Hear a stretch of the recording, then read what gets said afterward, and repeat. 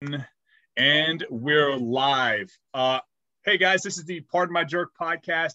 I'm here with Dave Charlton, a gentleman who was kind enough to join me today in Dunk's stead.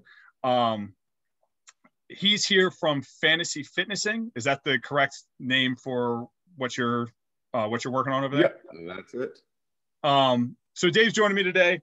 He was very kind enough to offer his time up because Dave, I actually discovered you on social media through just various algorithm recommendations, Right. stumbled upon you, and I was like, holy shit, what you're doing here is awesome, and I want to learn as much as I can about it. All right. So, kick it off. Fantasy Fitnessing. So what we're building is basically a suite of fantasy games, fantasy sports games to follow along with the CrossFit season. So built out, this is our first full year, just with how everything was shut down last year, but have launched, different fantasy sports games to follow along with the CrossFit season through the Open and quarterfinals, semifinals, last chance, and the games coming up here right around the corner. So, it's a fun way for us and, everybody who's involved in CrossFit to follow along with the CrossFit season. Really gives you an extra reason to cheer each week.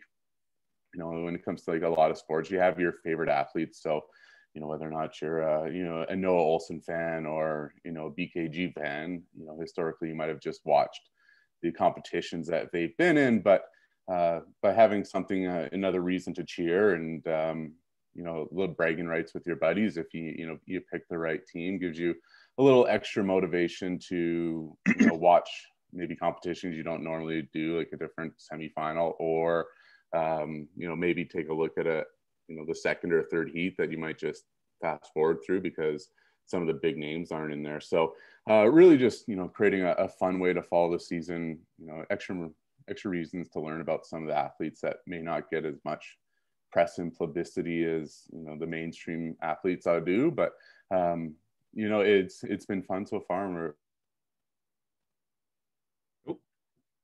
You froze up on me. Okay.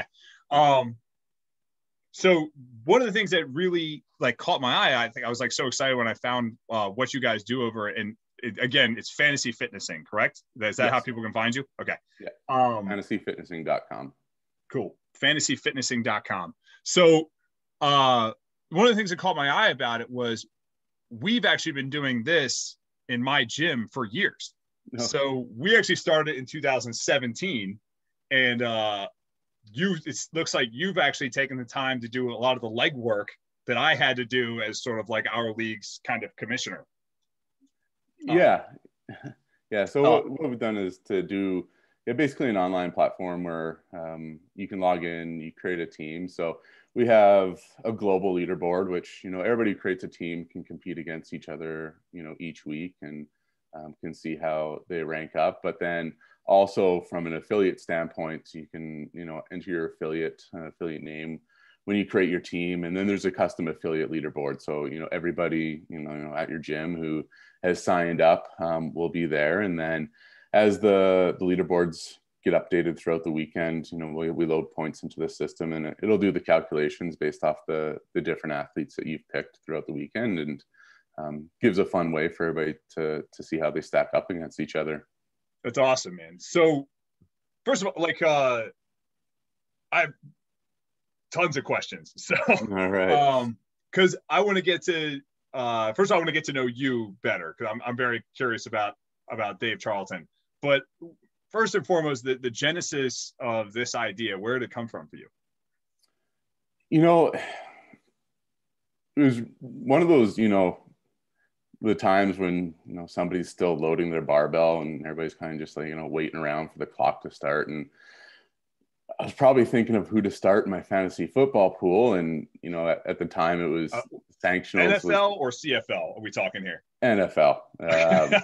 Because my normal co-host had a baby last week, so okay. He'd be on here too. We're big NFL fans, and we have a tendency to kind of veer off and redirect the podcast into talking NFL for 10 minutes at a time. Right. So yeah, sorry, go ahead. No, yeah. So NFL, I don't like it.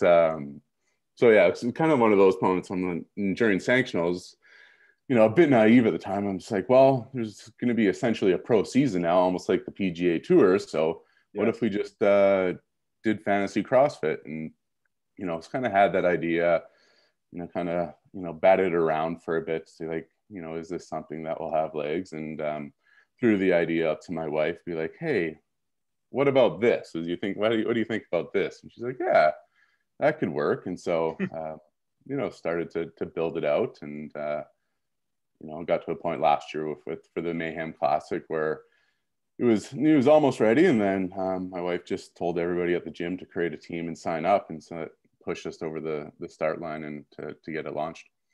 That's it's interesting that it was birthed out of the sanctional model. So, because it makes sense, right? Like it makes a ton of sense because like they do fantasy golf, right? Yeah. Because players play that tour. Now, what I'm curious though is like that sanctionals model was kind of in its infancy and never like really came to sort of maturation in the way that it could have worked. I didn't love the way the sanctional model was executed, but I looked at that and I saw something there, right? Where it could operate in the same way that like a tennis or a golf could operate, where we have sort of a playable season, right? And I'm curious what that would sort of look like, because like the athlete participation was so all over the place in that sanctionals model, Yeah, that must have been challenging. It probably would have ended up taking 2 or 3 seasons for it to really flesh out and solidify itself. Going into it, I was probably a bit naive. I just I knew the big event. I'm like, well, everybody's just going to show up. It's a pro tour. Like, right. Just go and work out and make some money. But except it's expensive, and at some point you do need to train. Yeah, and have downtime. So potentially, if they structured it a bit better in terms of just these ad hoc competitions, just running whenever, that similar to golf, where there's like the Texas swing and you're in Florida, and you kind of structure it a bit better to make travel a bit easier. They could have done it where they have, put all the European events, within a 6-week event, and North America, and then Brazil and down there. So they could have maybe structured it a bit more like that to make it a bit easier for athletes to, have a pro circuit. But again, like there's also the wear and tear on your body, and different athletes are prepping at different times in the season. So it's an interesting topic. It's interesting that this is coming up now. So listen to Sevon's podcast today. He had Pat Vellner on. Okay. And Sevon and floated the concept to Vellner. Apparently there was talks of with certain athletes, or considerations of certain athletes, where they were just going to be like, you know what, forget the games. It's expensive. You know what I mean? There's no guarantee that you're going to make a cent, but there's all these smaller competitions, smaller in quotes, these smaller competitions that are going on throughout the entire off season, that would almost be an entirely separate sort of circuit of competitions that in many ways could be more lucrative for the athletes. Like Dubai, for example, they pay first to last place. So there's been talks to these athletes like, is it a better model for us to just hit this circuit of competitions? I thought it was a fascinating concept. Yeah, and a lot of the off season, like Dubai and Wadapalooza, like those are big money events, even when they were in the season. So Wadapalooza the last few years has been $50,000 US for first prize, which is meaningful money in terms of a games athlete in the season. Or Dubai I think was $40,000, and they also gave a whole bunch of money for winning events as well. So from a lucrative standpoint, it was right up there. I think Dubai paid more than, I think it was like $100,000. I think Matt Fraser said the other day, he's like, I made $100,000 in a weekend going to Dubai.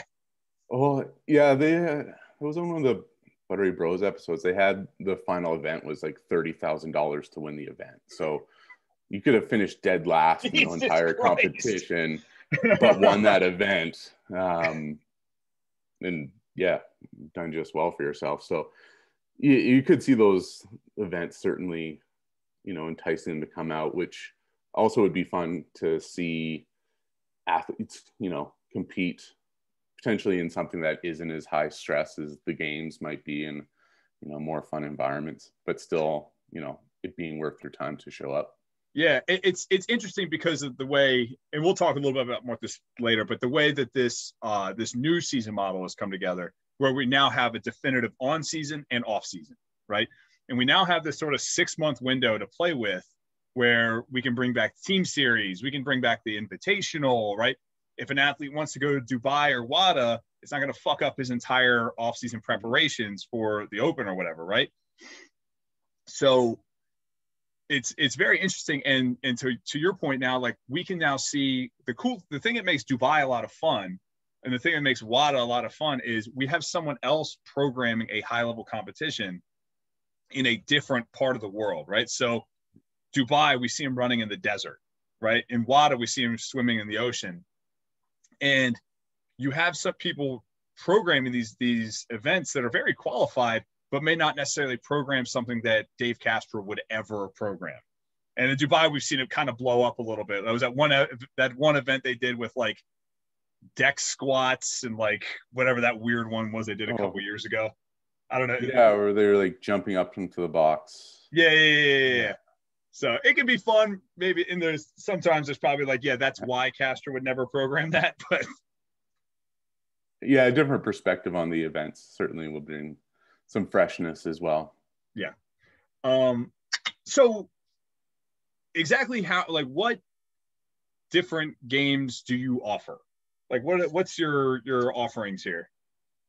So right now we've been structuring it just based off of the season itself. So right now we're running just a single game per competition. So for the Open this year, we ran kind of a March Madness style knockout tournament just over the 3 weeks of the event, or the 3 weeks. How did that work specifically? I'm curious. What's that? I'm curious. How did that work specifically? I've never heard of anything like that before. Yeah. So basically we kind of created, 4 brackets. We had our, 1 to 16 American men, American women, international men, international women. And then they just went head to head for each, workout. So, whatever it'd be, Vellner versus, I can't remember who was 16, but let's say Corone or something like that. And whoever won 21.1 between the two of them, moved on to the next round. And everybody who signed up just went through and picked their brackets and got points for the right answers. So was it like a 3-week competition? Yeah. Okay. And that one was a 3-week competition just to go along with the Open itself. Just trying to mimic it a bit. And then for the other quarterfinals and semifinals, we did more of a box pick'em game, just to go through and really force you to pick a different selection of athletes. So let's just go through what would be a good example to go, like West Coast Classic. You could have had, pick one of Noah Olson, or Cole Sager, Sean Sweeney, Will Morad, and then pick one of Carrie Pierce, Bethany Shadburn, Daniel Brannon, Danny Spiegel, and go down to who else was there, Tola and Matt Douglas, and that next tier of athletes. And so you created your team that way, and got points, based off of the athletes you got there. And for the games we're running, just for our main game, basically a salary cap challenge. So this is what I've seen. Yeah. So we ran this a bit last year too, but so each athlete has basically a cost associated with them. So whatever Tia is, $80. Your next ring of competitors are $60, and based off their season standings, they go down. And then you pick your team of 3 men and 3 women, trying to keep under a $250 budget. So makes it challenging in ways that you can't just pick, the top 3 athletes and, go that way, but gives you an opportunity to pick your favorites, but also, makes you, try to pick those, kind of second tier or third tier type of athletes, and, hope they surprise everybody and have those breakthrough events to, bring your team up. We've done, like I said, we've done this for years, and you're right. It does make it especially when you compete within like a small group of friends, and you now have a horse in the race when you're watching Heat 1 on Friday. It gives you like you're watching this one-off event in one-off heat, and you're excited and you're rooting on. It makes it much more fun to consume the games, right? So we've done it.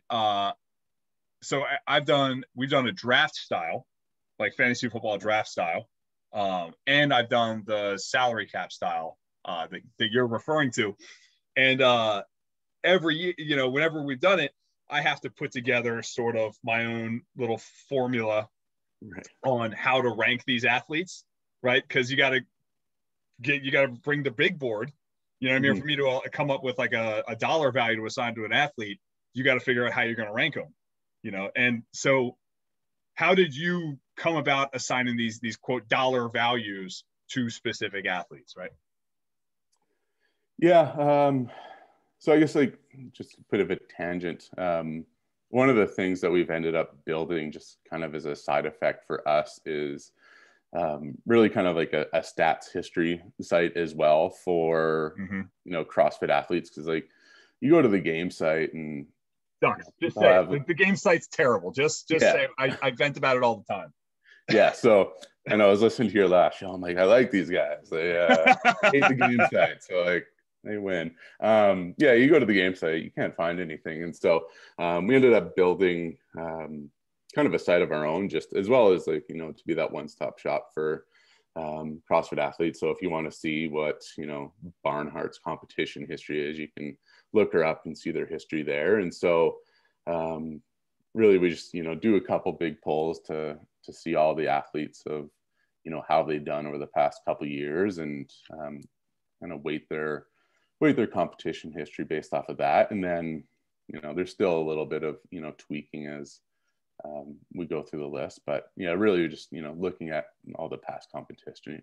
Do you include sanctionals and like old regionals competitions in that? Yeah, as part of that, we ended up doing, a power rankings as well, which, or rankings similar to, I don't know, the golf rankings, where they take the last 3 seasons and weight the tournaments based off of strength. And, the most recent season is worth more than the last 2 previous years. So I've also taken a look at that to be like, look, like, they might have done 10th last year, but they're first this year, and try to weight it out that way. The guys, and it's hard to be formulaic with it. And I'm sure you've run across this as well. Like if you put together some master formula for ranking these athletes, certain ones are just not going to be represented accurately. For example, an athlete like Emma McQuaid. Yeah. And if you're formulaic in your approach to how you're going to rank her, well, on paper, Emma McQuaid looks like the greatest athlete that's ever walked this earth besides Tia Claire Toomey. Yeah. Versus someone like a Brent Fikowski, who the dude's a live in-person competition, just gamer, right? He just performs when there's a crowd in front of him. But if you look at him on paper, as far as his competition history goes, it's not that impressive. He barely squeaked in this year, Yeah. No, yeah, you needed the comeback of all comebacks to be able to make it. So there is, those type of adjustments to go in that, the games is different than online event for sure. So, but as long as we're in the right ballpark, there's always going to be people that are going to be overvalued and undervalued, and people will choose accordingly to beef up their team. So I guess it's fun at the same time. I guess that's part of the game, right? You got to learn how to sift through that bullshit, and and that's on you to pay attention to the sport, I guess, and sort of figure it out, or just cast a line out there and see what comes back, I guess, too, right? I guess it's entirely possible Emma McQuaid finishes third. Yeah. So no, this is all awesome. Like I said, I was pretty excited when I ran into you, and I was like, oh, someone who might be as nerd out about the sport as much as I do, or Brian Friend does. So yeah. So what have you thought about the season so far? So more specifically, we'll just start like this sort of model, this adjustment from the regionals model, the adjustment from the sanctionals model to the iteration of the CrossFit season that we see now? How do you think it's come along? Yeah, I guess like, oh, I mentioned this before the show, but I've really started following the sport, starting with the 2018 games. So I don't have a lot of knowledge of how regionals played out. So limited background there. From this year, I think from like the elite level, having the designated semifinals has given more opportunity to other athletes to make their way in. With the sanctionals, I think it more skewed it to the established athletes who had the sponsors who could end up flying around. Especially at the start of last year, you had, just this wave of people who all went to Brazil and all went to Filthy One Filthy and all went to Strength in Depth, really just flying around in order to get their games ticket. And I'm sure, signed up for all of them, but as soon as they got it, they would have just withdrew and, been happy that they're going to Madison. Or the Fikowski approach of like, okay, which is the one no one's going to? All right, yeah. I'm going to do Panda Land. I'm going to walk through it. And, then my safety is Granite Games. So it's like, now you have one of the most marketable, well-known faces in the sport who's doing a competition that nobody is going to watch or give a shit about. Yeah. And then, yeah, the next athlete in there was, nowhere even close to that stature. So, it's good for them. They got, a Brent Fikowski to come out, which was fun for the fans there. But in terms of the overall season competition, kind of was a bit of a letdown. So, yeah. And then, yeah, I think from that perspective, it gives it more of it gives everybody an equal opportunity to make it. It's not just, who can afford to fly around because they don't have a job and they can just do these competitions versus, here's your competition. You need to make the top 5 or the top 3 in order to make it. So from that perspective, I think it's good to see that. And it's given some new athletes the opportunity to compete that may have not been able to over the past 2 years. So, it's interesting. I haven't actually heard anyone say that yet, but I mean, the logic makes sense, right? North America, there is now 120 different athletes that all have a puncher's chance at getting to the games. It does. Yeah, that does make sense in a way. That where things get kind of muddy is like that whole like national champion and top 20 in the open, that weird thing where things got way too muddy with that. I think this is a good, and they were trying to globalize the sport. And I think the model we've adopted here is kind of what you're saying, providing a good opportunity for us to globalize the sport, but make sure we're getting the top echelon of athletes into the games. Yeah, I think that's a great way to say it. And then it again puts more emphasis on steady performance. The cut lines at the opening quarterfinal weren't particularly tricky for athletes, but you couldn't just have a standout performance the open and then all of a sudden show up at Madison with having to do any other type of competition.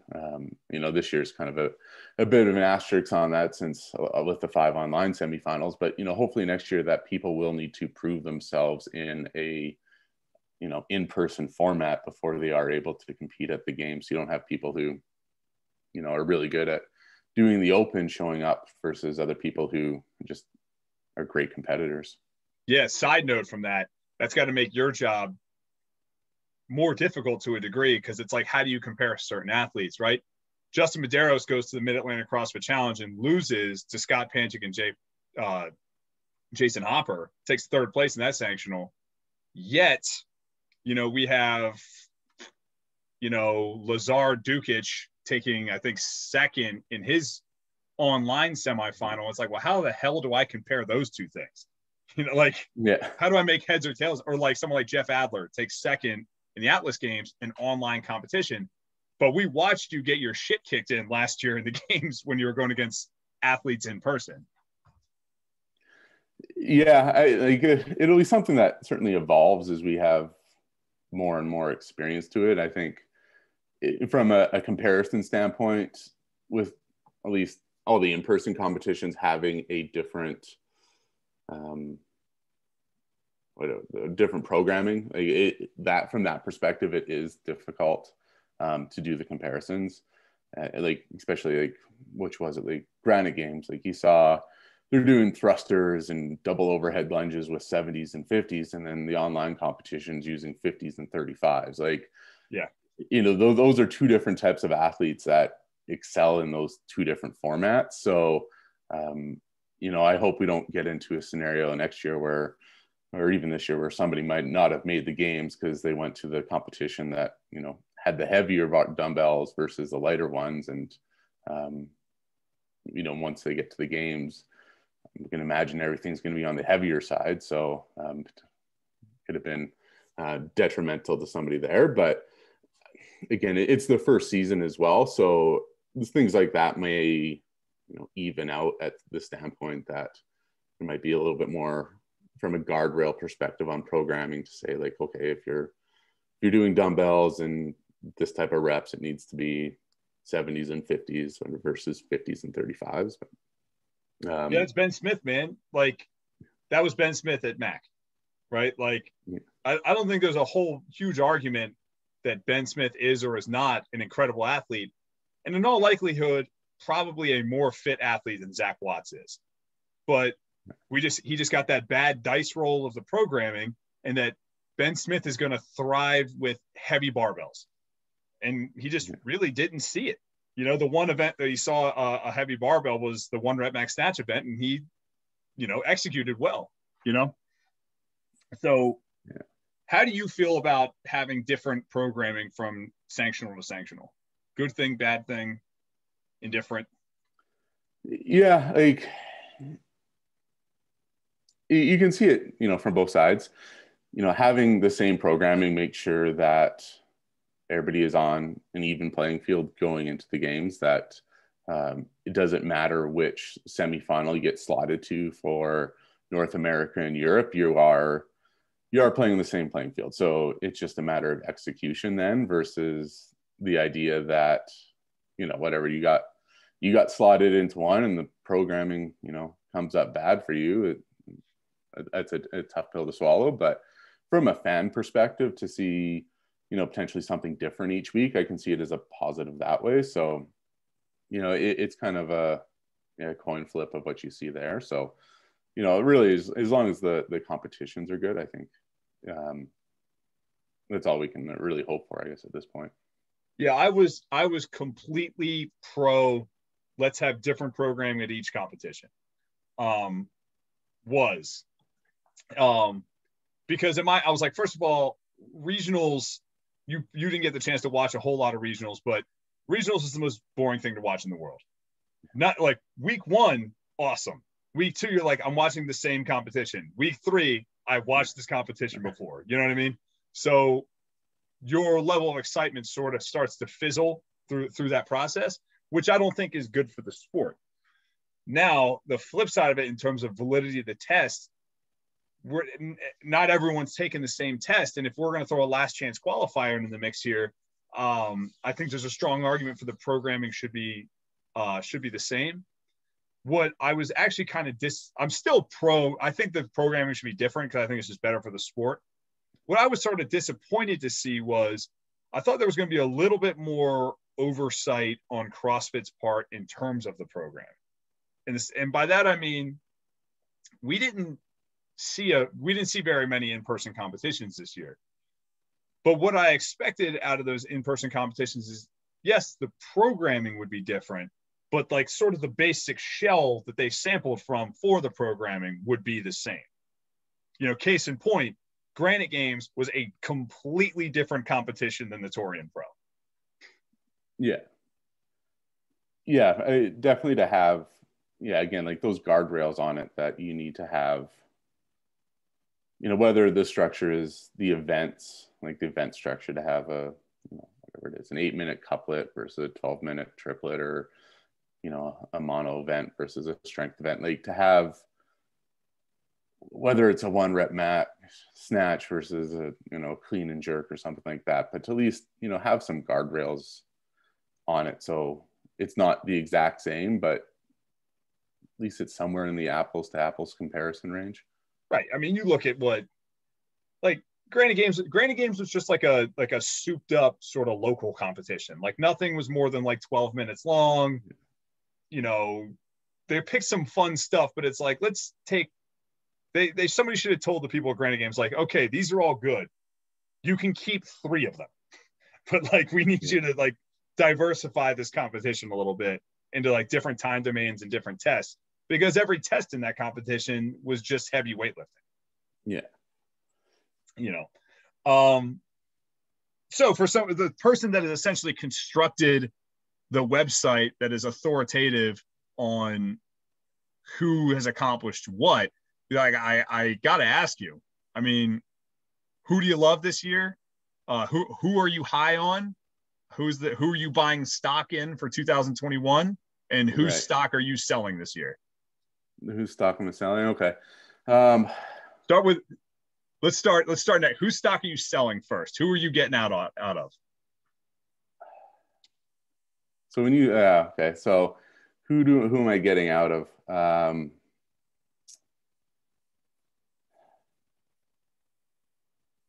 Yeah, I guess out of.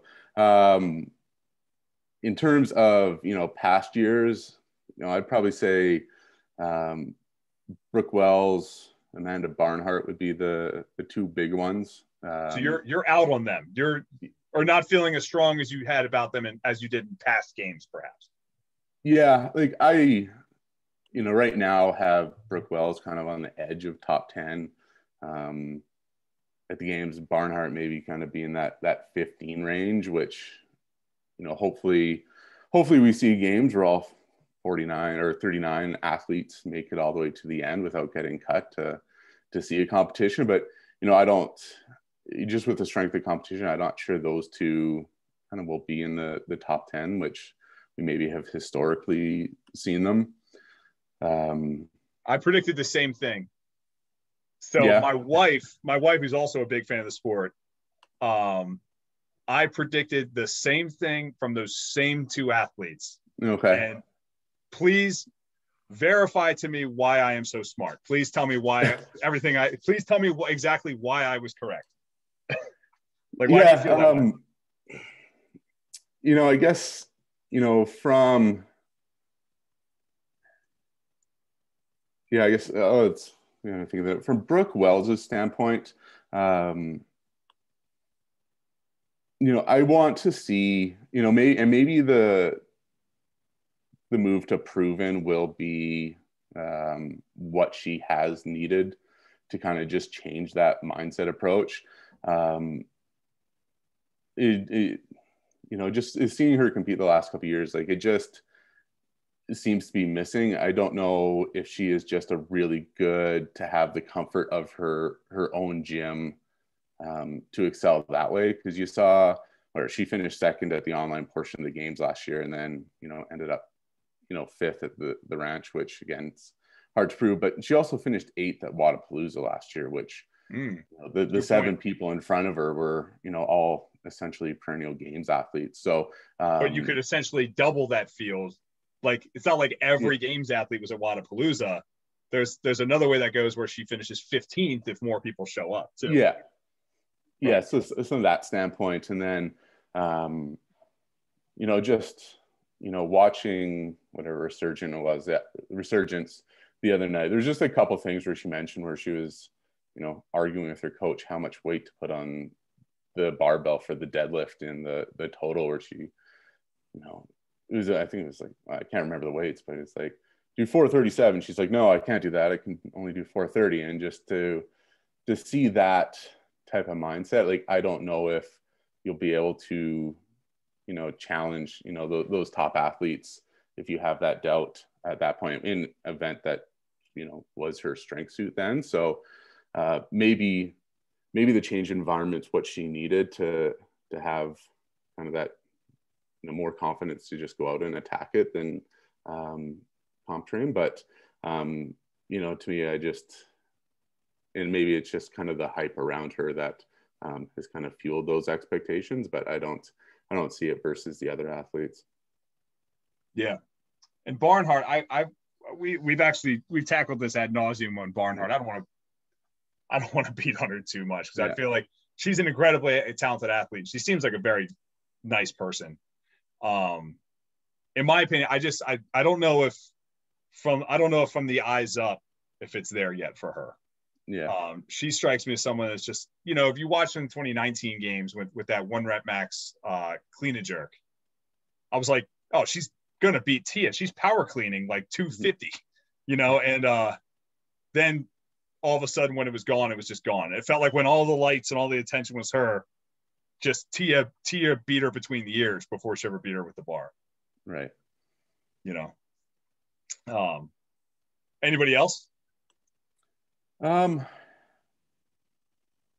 I'm probably not as high on the teen athletes as other people.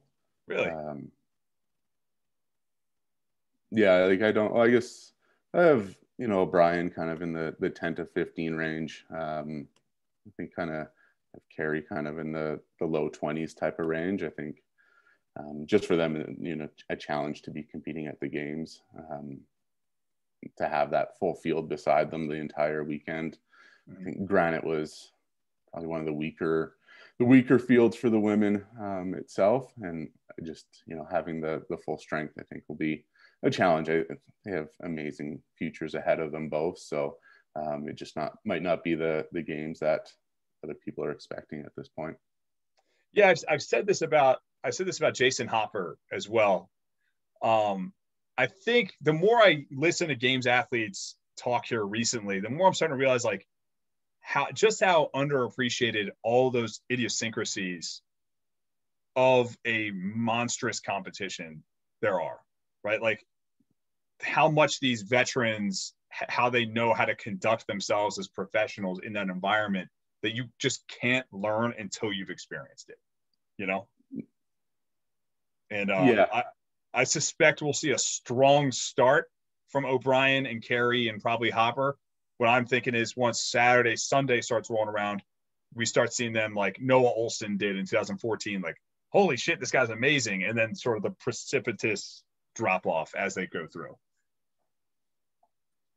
Yeah. I think, yeah, with that, and I think there's just going to be, you know, a level of, I guess not athleticism, but just the variety of things that you'll see over 15 events when you have all, you know, essentially all the space in the world that you need to run an event. So you're not confined to the inside of a, you know, a convention center or a stadium to basically, here's your events. If whatever they want to run around and build an O course around Madison, they can, because, you know, they have all that space that there's fewer controls that you can put on your environment there that, again, until you experience it, you don't know. Sure. So who are you high on? Who are you buying stock in this year? I guess your fantasy fitnessing sleepers.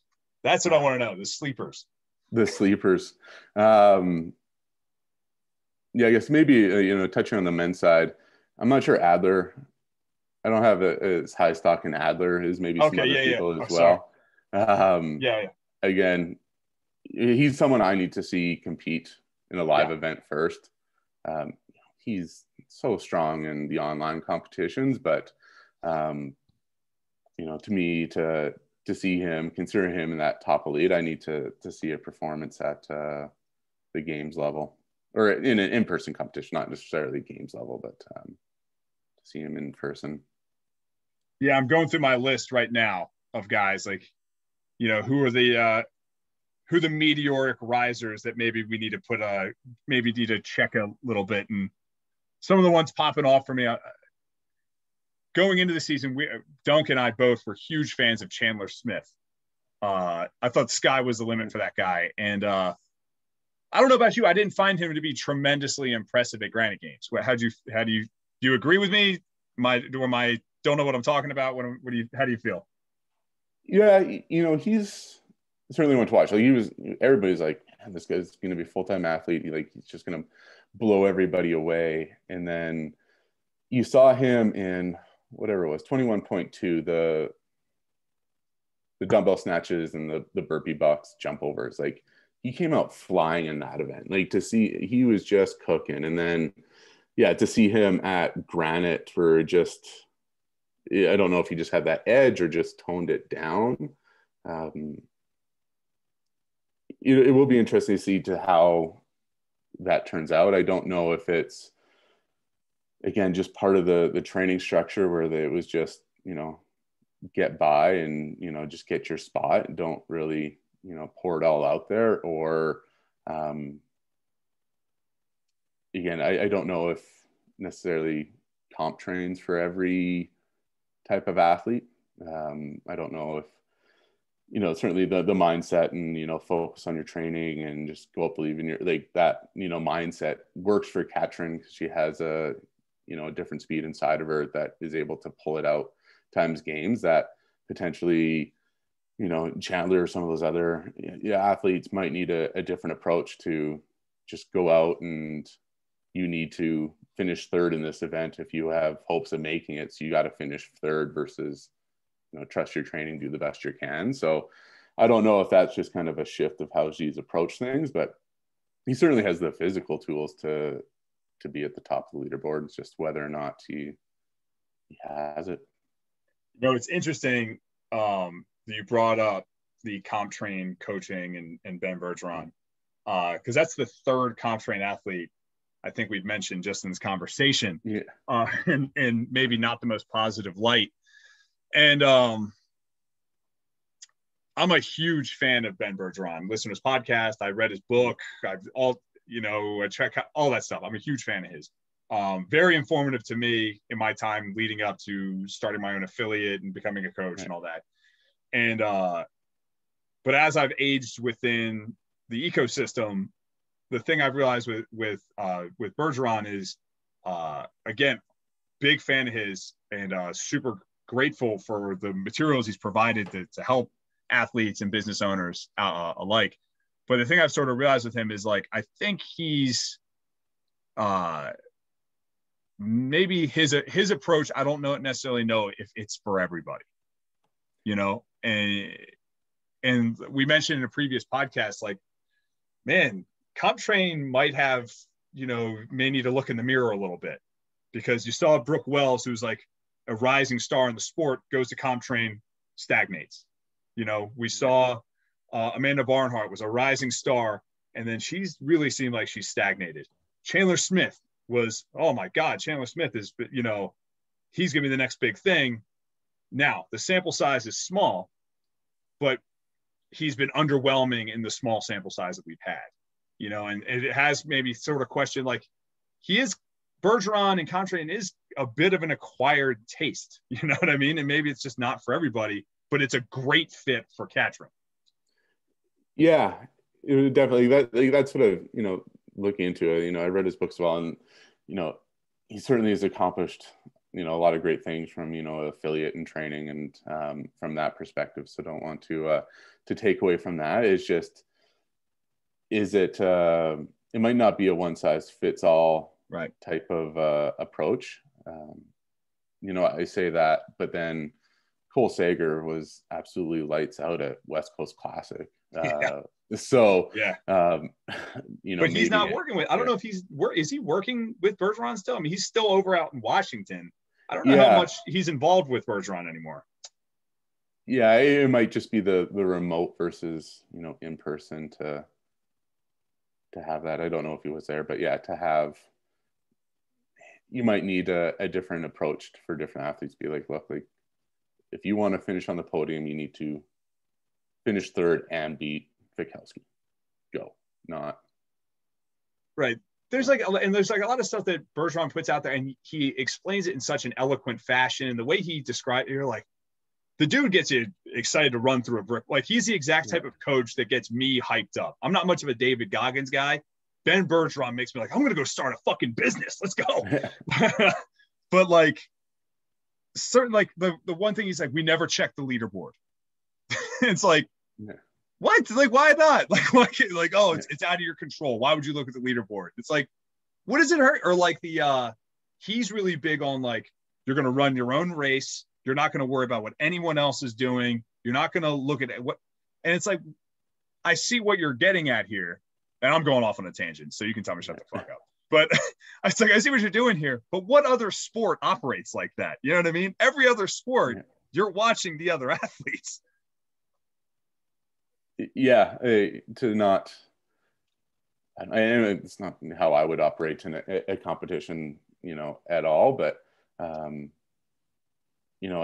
a certain point, you need so many points to finish on the podium, and if you're oblivious to that, I don't know how you can strategize. You know what's kind of hilarious, and we'll move on after this, but totally going off on we're gonna just totally redirecting this. What's hilarious is 2015, Katrin wins the games, right? And there's that famous the pegboard event, right? The famous right. Katrin didn't climb the pegboard. Did she deserve to win the games? So Katrin, it was like a 30-way tie for 13th place with all the women who couldn't climb a pegboard. Right.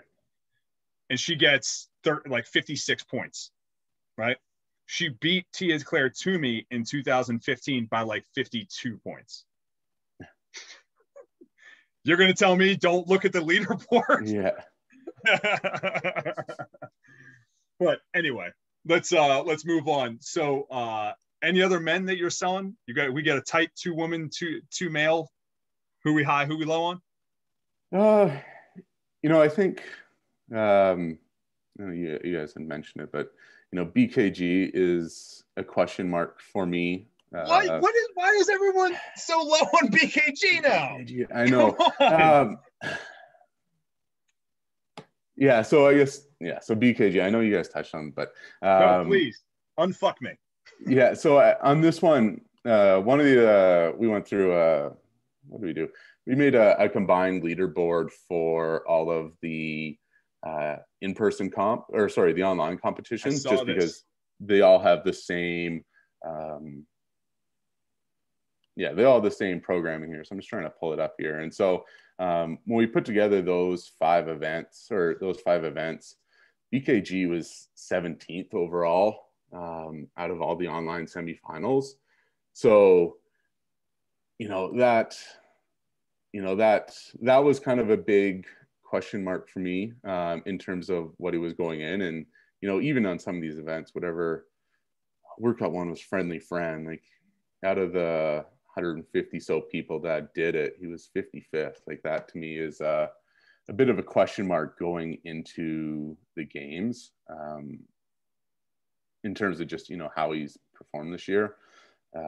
But, he's also a games veteran. So he also could be, the type of person that just excels in this in-person environment. So he's kind of probably one of the bigger question marks on me, for me, I should say. And then to throw a fresher name out there, I think Cornier is another person that needs to prove himself at a live competition level. I think there's a lot of people who are high on him, but looking back at his performance last year, he was 22nd at Mayhem. I don't remember what other position or what other competition he was, but for him to finish up at the top of the leaderboard, need to see a bit more from him. So I guess, it was 35th at the 2019 games and 8th at Wodapalooza or at 2019. So he's another guy that, I want to see do well at a live competition before I'm jumping on that bandwagon. Huh. Well, I appreciate the data-driven response to BKG. The level of vindication Dunk feels right now listening to this podcast, I can only imagine. Right. So who do you love? Give me some people. Who you high on now? Who's our sleepers this year? Our sleepers this year. I think, I don't know how much on them is a sleeper, but I think Hopper could be the wild card on the men's side. He has all the tools to potentially finish on the podium, but he could, also end up, outside the top 10. The games, having 15 events, a full field of athletes versus really 4 or 5 top people that was at MAC. I think he's probably the wild card. When I did my rankings, I have him placed 4th, but he has a wide range of outcomes. Saxon Panchik, I think, will be a surprise, and I have him top 5 as well in terms of finishing out in terms of the competition this year. Though again, they're both not necessarily the sleeper picks as you would necessarily see, but I think probably from a surprise standpoint, I would see them up there. I've sold my Hopper stock. Yeah. I pulled a Dogecoin on that one. I waited for it all to spike, and I walked away. I'm out on Hopper for my own reasons. But Saxon's interesting because if you look at his, if he were to give you his paper resume, you'd be like, oh yeah, you're a shoo-in for the podium. He's having the Panchik Assance this year, along with his brother. And Saxon looks insanely impressive. Yeah. It's not that far out there, but in terms of when you look at all the athletes that could potentially finish in the top 10, I think he'll be up there for sure, or in the top 5. You say it's not that out there, but I have it written down here somewhere. It's like, oh, it's not that out there, but I think his highest finish at the games ever was 19th place. Correct me on that if I'm wrong. He was 21st last year, 19th in 2018. So, or 9th in, yeah, so 19th in 2018. I mean, you could say he finished 9th in 2019, but you're comparing like apples and like pears there. Yeah. So, what about on the women's side? Who are you buying stock in this year? I like Laura Horvath coming back this year. I think she looks like a different type of athlete than she has over the past couple of years, which we're good to see. Her compete at the top. Like she has certainly the potential to beat Tia and Kara in some of the strength events. So hopefully the conditioning's there as well to compete in some of those other type of events. I see her do a lot of ring muscle ups, but not a whole lot of deficit handstand push-ups. So hopefully they've solved that puzzle piece. But I would see hopefully makes a big jump. I'd like Bethany Shadburn, which is also kind of one of those trendy picks, but to see her make that big leap. Right now I have her 6th overall, so which would be a big accomplishment for her. It's not really out there, but I would see Haley Adams making the podium this year in terms of a big step for her. I don't know how many of our episodes you've listened to, but the long-running joke on our podcast is that I hate Haley Adams. Oh, okay. And I don't hate Haley Adams. I actually think she's fantastic. I have a tremendous amount of respect for her as an athlete. I just think she lacks the top-end strength, and I think she moves like shit. And I think those are 2 things that will cost you a shot at taking top 3 in the CrossFit Games, personally. And we've never seen her compete against a full 15-event, 40-athlete field in her career. So I think there's a lot that we still need to learn about her. Yeah, no, that's totally fair. I just, what it did it for me was just, she always just seems to be there.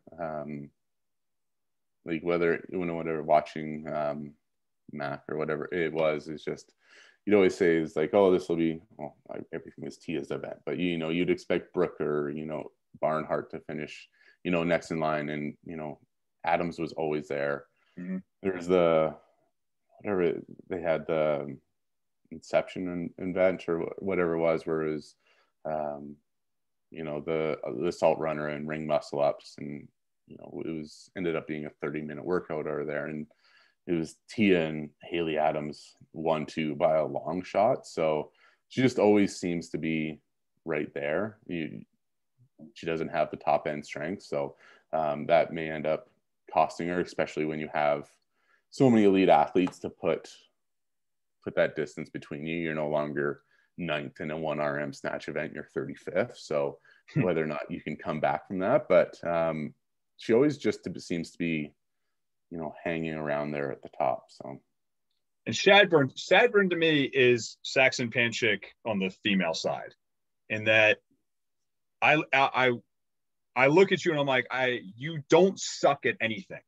Like she has no true holes, but I don't think she's exceptional at anything in a way that she's going to hit any home runs either, unless there's another bike event.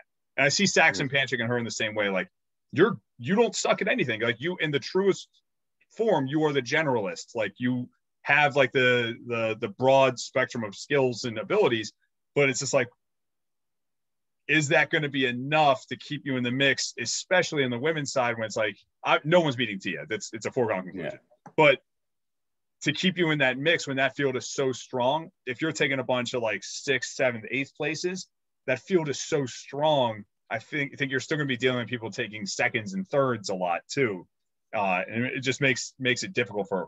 But I'm with you. I definitely bought my Shadburn stock this year on Robinhood. Yeah. I didn't see her at West Coast to continue to. You kind of just always expected that event where she would just fall down and Carrie would take over, where she just kept on pushing through. So 100%.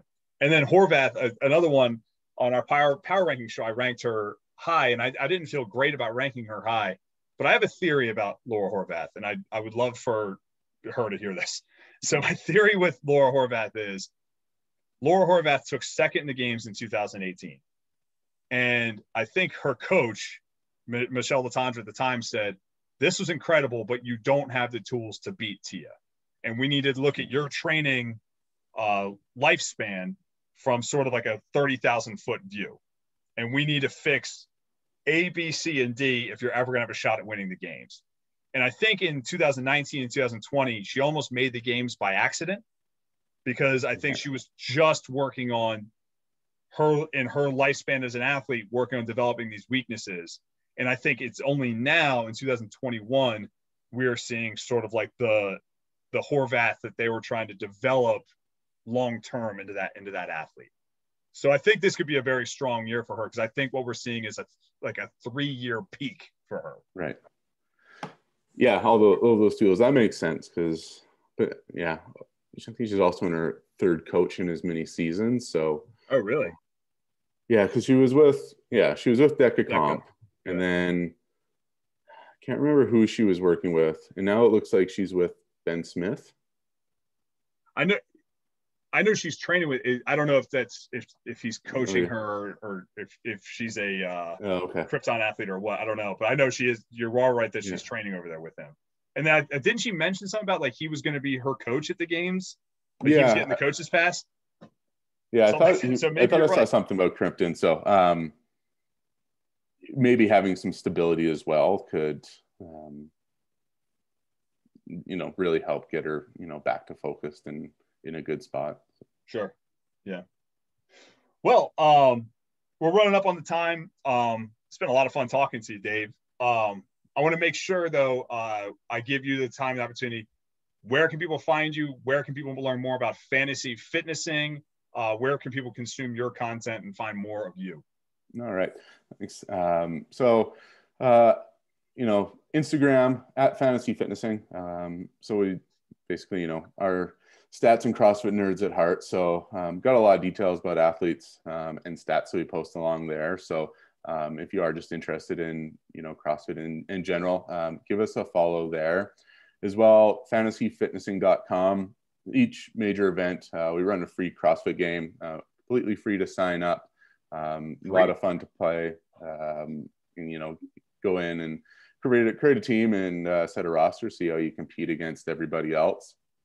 And then also on fantasyfitnessing.com, we got details of every major CrossFit competition. So semifinals, sanctionals, regionals, games, open, going back to 2017. So if you are looking for, details of, how an athlete has done, we do have it all in one spot, which when you are, trying to do that research or look people up, prior to the games, say go there, don't mess with the game site and competition corner and all the different places on the internet that stuff is hidden. So, go take a look there and get your details there. So I will say from someone who has followed you, even if you're not doing fantasy fitnessing, fantasy games, you post tons of interesting content for anyone that's just a fan of the sport of fitness.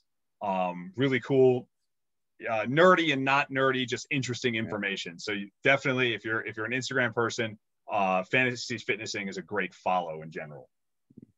Awesome, thank you.